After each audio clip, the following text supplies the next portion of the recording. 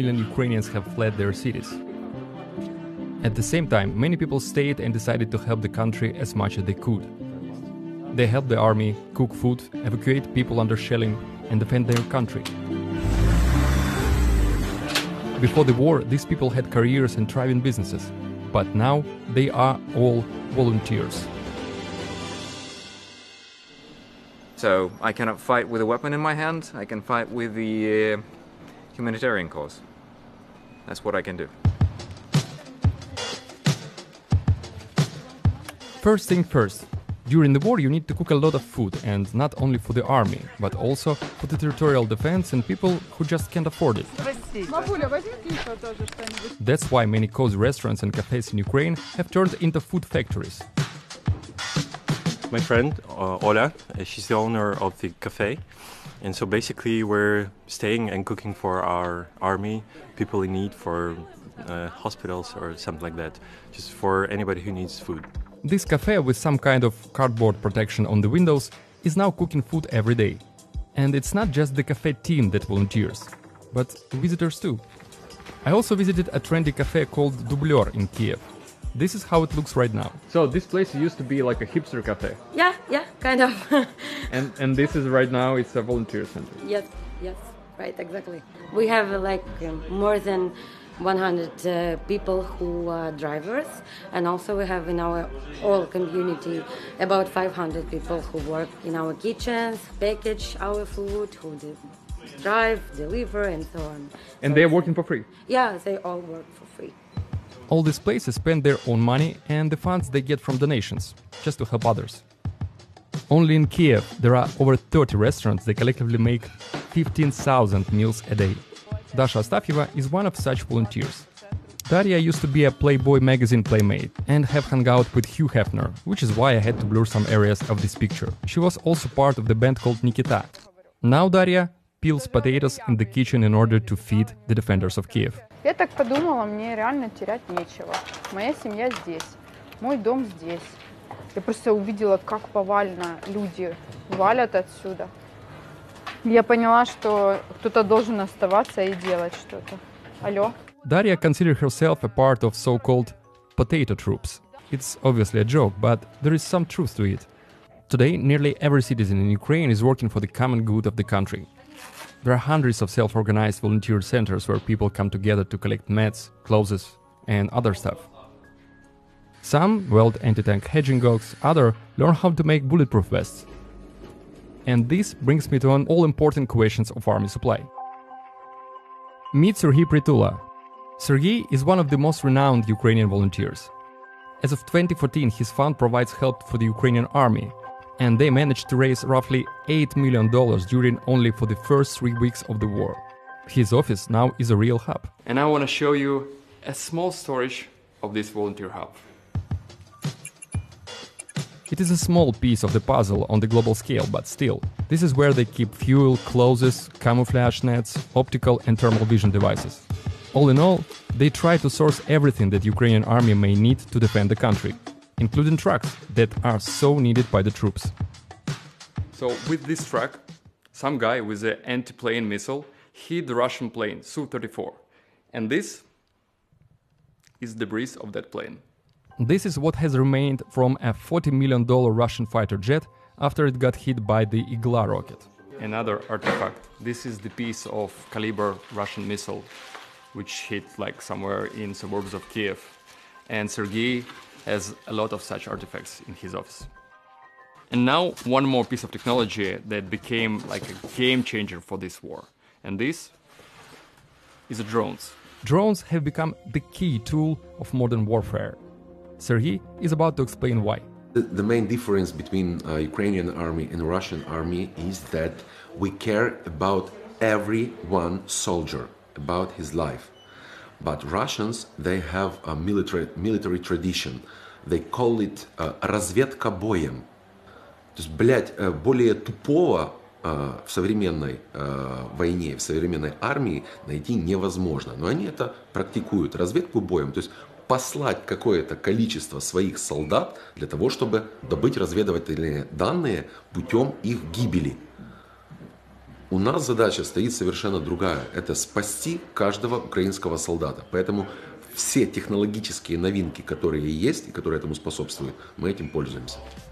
Actually, I don't know if DJI company ever thought that their drones would be used not only for the pictures shooting, but for the war intel. Drones are now essential for the army, and Ukrainian soldiers frequently use them to conduct reconnaissance and fire adjustment, and the military needs a lot of them. Sergei's found also source and acquire professional drones to scout deep into the enemy territories. This device has a range of more than 100 miles and costs around 300,000 euros per piece. But we raise the money in 3 hours and a half, because Ukrainians are really amazing. They share their money. It doesn't matter where they live, in Ukraine, outside of Ukraine, in North America, in Europe. During this rising, I had a few calls. Our guy from United States of America, he called me and said that I have money, I want to buy the same. But companies that produce, they said that we bought the last one. The next topic is the defense support. This is Alexander Kakhanovsky. Before the war, he was an esports manager and a Counter-Strike player. Now, he's playing Counter-Strike in real life, as a part of Kyiv police. For the past 20 years, I've been in esports industry, and as far as I know, esports when people playing computer games professionally. So I started late 90s playing just in the gaming cafes, in StarCraft and strategy games. Starting from early 2000, I switched to Counter-Strike. That's FPS first-person shooter, the king of esports and one of the most popular games on the planet. I've played 5 years professionally, participating in the World Cup event, then I quit. And then he found Navi, one of the most popular and successful esports team on the planet. In fact, this Ukrainian team is often considered to be the best in the world. Today Alexander manages a squad of 20 officers and 5 managers. They also do fundraising. You know, it's really surprising to see how these people with an IT background use Trello to manage their military tasks. To speak frankly, I'm using all my previous background, starting from a business background, like operations management, to unfortunately my Counter-Strike background, which I need in real life, yeah? All this kind of skills, reactions, tactical thingy is helping me even here. A little bit, but still it's kind of every person counts right now. Of course, we are into tactical training, medical training. We have certain missions inside Kyiv and outside of Kyiv, near Kyiv, Kyiv region area. So currently we are on night patrol on the streets of Kyiv. During this night time our missions might include just taking care of safety on the streets. We might be called to enhance police patrols all around the city, as well as we're enhancing block posts sometimes whenever people need us. The Counter-Strike is still very useful. I think first of all it's like how you can listen to commands and how you can command team play. For sure it will be needed over here, reaction. So I think partially Counter-Strike, of course, like the Counter-Strike as a professional player, I know the basics. So you know the basics. So like you can do like the commanders, the special forces unit, how they move and what are they doing is pretty much the same as you are doing in Counter-Strike. So this is like what's a good training. Let's say it's level 101 for special forces. Let's say like that.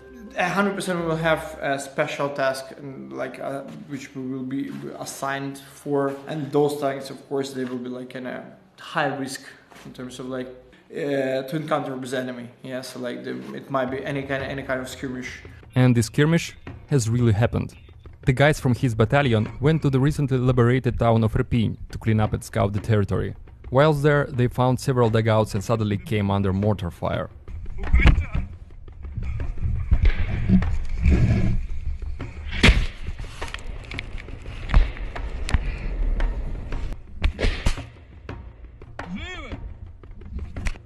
It wounded one of the team members and they've lost their car. So how can you help Ukraine? First of all, spread the word about what's going on here. That's really important. Everybody needs to know. Every person on the planet needs to know what's going on here. It's fucking war. Second, help financially. Ukraine economically right now is suffering a lot. The governments of us, the other countries are helping us not to collapse as a country, but any penny counts. Send money whenever you find suitable. and that's the best way how you can contribute. This is what Alexander Kostelev did, who is also known as Simple. He is considered to be one of the best Counter-Strike Go players in history and part of Navi team. When the war started, he was in Katowice preparing for his next tournament. Simple has donated 1.5 million hryvnias to support the Ukrainian army. And the smallest thing that I did, and all of you can do, is donate to our military forces who defend our country.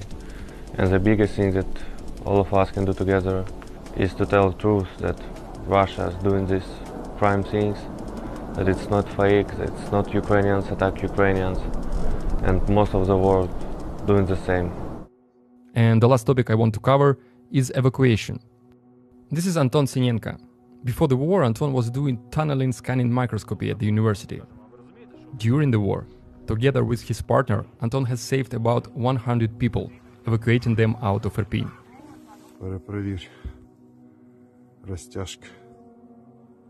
They did it whilst the city was still occupied by the Russian troops. Мені здається, що для мене таким капітальним тригером стало те, коли я бачив розстріляні автівки з написом «Діти». This was an incredibly dangerous feat, as some volunteers were killed, cars were shot into pieces, and even Anton with his partner survived several mortar attacks.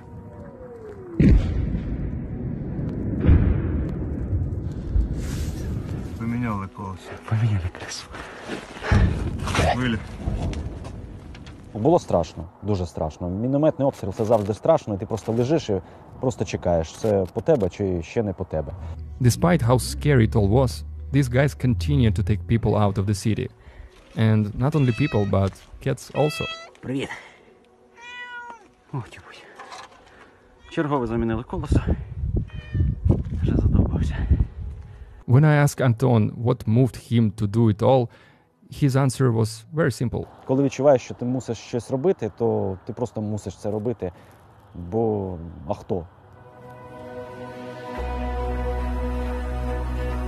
I think this answer explains a lot. It explains why all these people decided to stay and help instead of living and hiding. They all took up different roles, and all these roles are incredibly important. During the war, we all fight in our own fronts, and sometimes peeling potatoes is as important as sewing bulletproof vests. All these volunteers do what they do not because someone asked them to. They do it simply because they cannot live in any other way. Because this is our country, and right now, it needs help. It really needs help, guys, and everybody can be a volunteer today. First, you can donate money. I'm running a fundraiser to support Ukrainian army, so if you want to contribute, all information below. This is Sergei Pritula's fund. You saw his job, he is really supporting our troops. I already donated and I'm gonna donate more, so please join. You can help to save lives, and it takes just 1 minute. Ukraine now needs heavy weapons to defend, and just one air defense system could potentially save like hundreds of lives in many cities in Ukraine which are now suffering from Russian airstrikes. If you're in US, just follow this website and ask your elected officials to stop the next deaths. If you're outside US, make tweet or use any social media to create the post with hashtag #ArmUkraineNow. Every voice matters and it's really important.